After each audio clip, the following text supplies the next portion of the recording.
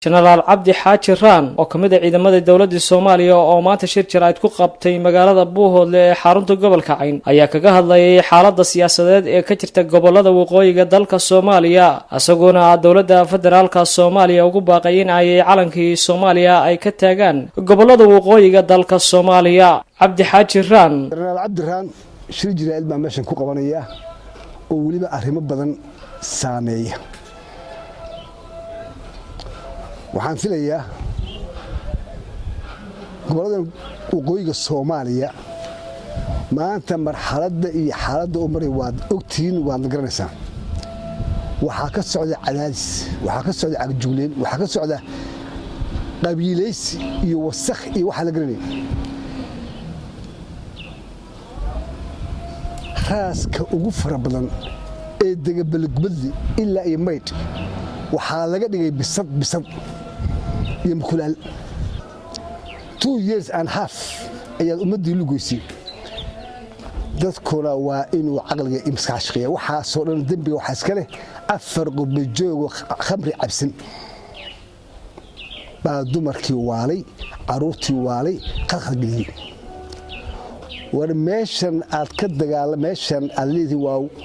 Soomaaliland macnaheedu waa dhulkii Soomaaliya weeyaan annagu ma aaminsan wax yiraahdo Soomaaliland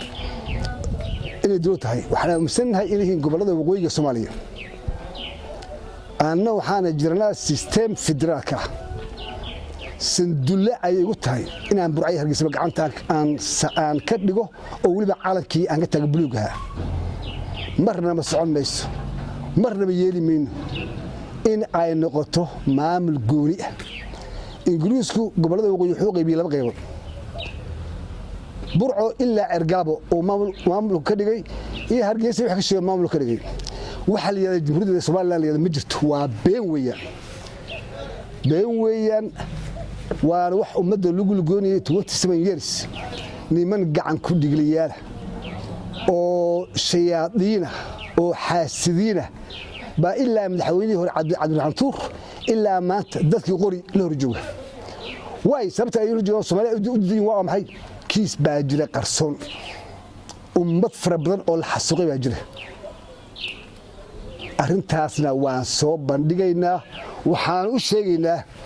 hay'adaha caalamka iyo maxkamadda adduunka wallaahi waan u soo bandhigayaa dadka lagu xasuuqay boorame iyo hargeysaba tiradooda oo waliba qaar ay qaxooti yihiin sababta meesha dadka jirka lagu hayo waxa weeyaan dadkaas kiiskooda yaa la furi laakiin waa furayna anna ballan waxaan ku qaadayaa anoo ah generaal federaalka inaan burcay hargeysa gacanta ku dhigo ilaa argaabo gacantaan ku dhigaya anoo calankii buluugaha oo Soomaaliya wata Soomaali baan nahay waan u dhalanay waan ka nimaanay waan ku soo barbaarnay burcay hargeysana waa u dhashay cid iga celin karta maaha ina bixina runta u sheegay in kaahiniisa Salmaan anjo barnaamijka yuhuud oo ay wataan yuhuud ayay bideen iyo dawladda Djibouti iyo Imaaraadka waa nimanka qaraxa ka wada xamar oo koonfur baabiinaya kuwaasay hawlaha u fuliyeen laakiin ballan waxaan ku qaaday in ayagana gacanta aan ku dhigaa burcay hargeysana calankii Soomaaliya aan ka taagaa anoo system federaal Soomaaliya taasi waa halkaas tan kale waxaan shacabku u sheegayaa war meeshan yaala ku xabisin 27 years ayaa intii la xiro ardadii iyo waxgaradkii iyo aqoonyahankii iyo dumarkii oo jeelkii laga bixiyo ayaa waliba lagu farxumeeya laguna muxuu ahaa dila marka waxaad leeyahay arrintan kacdoonka sameeya ka kacana annaguna talaalo military baan qaadinaa kuwan meelahaas waxaa jirta jabhadii caaro burburtay oo la shiisay beexi kuwa meelahaas warwareega wata baaburo aniga waxaas iima iman karaan nin aan wadin calankii Soomaaliya shaqa ku malihii mana iman karaan nin khamri cabana maba iman karo qodobka bijir waxaan leeyahay ka daaya markaad cabsantihiin ama aad waartiin lacag ayda qaataan ummadda ka daaya khalkhalkii jahwarka warku adkaysta oo ku dagaalama midnimada Soomaaliya waa muqadas weeyaan ma ahan inuu qabiil kaliya ku buuxsado waan goosan ma wada goosan beenta weey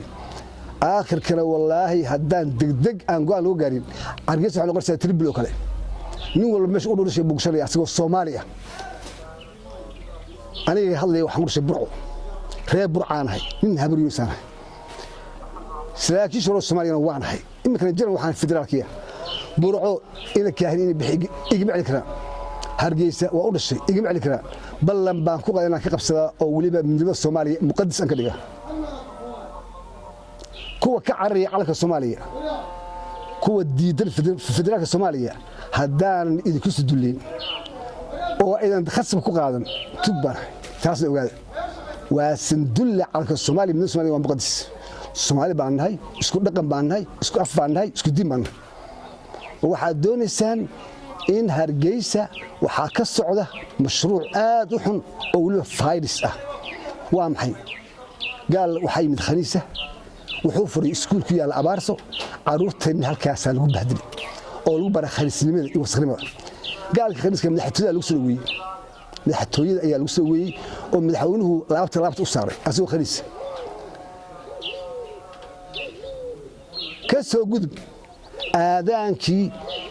rabadaankii ayaa la joojiyay 10 casho ugu dambeysay muslimna waa sheeganana taasna qorshaha ku darsada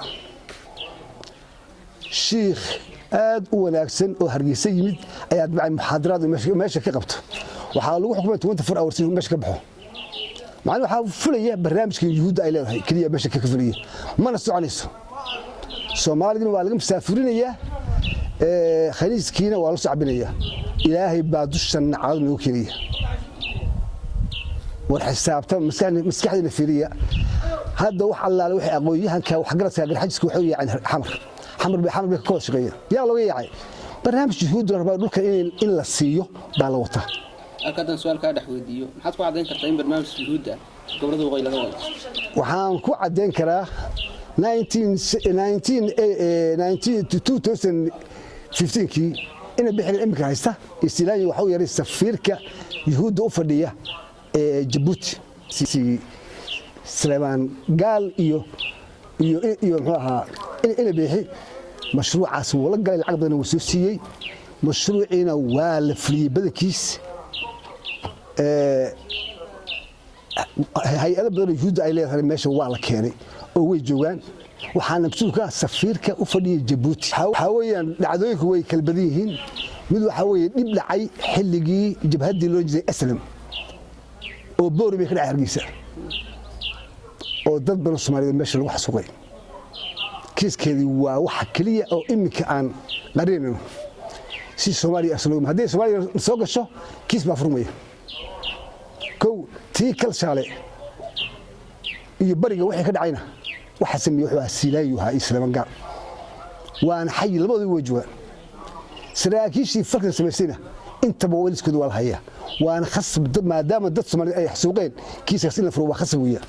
maxamed cali bile telefishinka qaranka Soomaaliya Abu Hoodle